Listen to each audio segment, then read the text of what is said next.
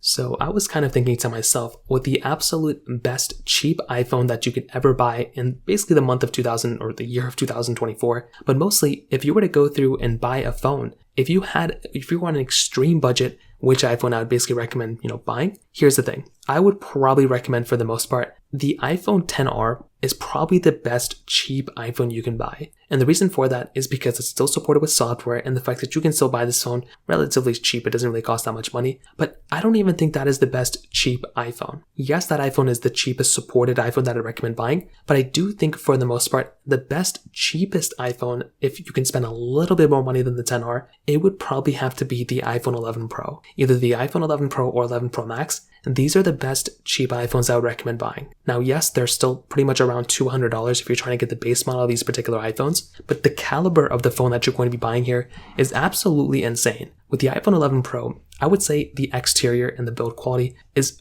pretty much like 80% of what you're buying on a current iPhone 15. Yes, it's smaller and you are getting curved sides on this particular iPhone and there's still a notch on it, but I will say the frosted glass back, the triple camera setup, the beautiful 60Hz panel is still in line with something like an iPhone 15. And in fact, I actually do like the curved sides on the iPhone 11 Pro sometimes. And I do think that the actual triple camera setup gives it a little bit of a better feeling. And I love the gold color of my iPhone 11 Pro. Apple still hasn't brought back a gold color since the 14 Pro. I wish they kept it on the 15s. They ended up not doing that. But I would probably say this is the best, cheapest one, especially when it comes down to the fact that this iPhone is probably potentially going to be getting another 2 years of software updates. I think that's another really big asset for this particular phone too, because you can basically buy it and still get a phone that's going to be giving you a little bit of a better, I would say, better software longevity than an iPhone XR. There's still, like I said before, a humongous, possibility that this iPhone is still going to be giving you that, which I think is another really, really cool thing going on for this particular device. On top of that, I think the iPhone 11 Pro's chipset inside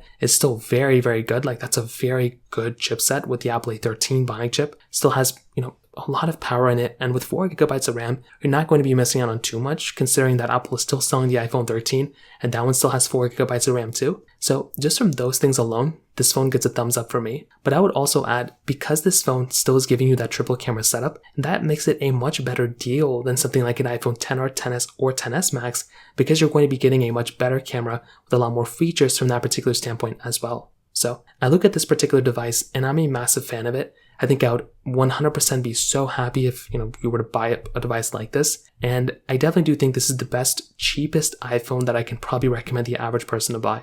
So that pretty much covers it up there. If you have any other thoughts or questions, let me know in the comment section below. Hit the like button, that would mean so much, but definitely hit that subscribe button. More importantly than everything else, I love every single one of you guys. Hopefully I'll catch you guys in the next video. Peace out till then.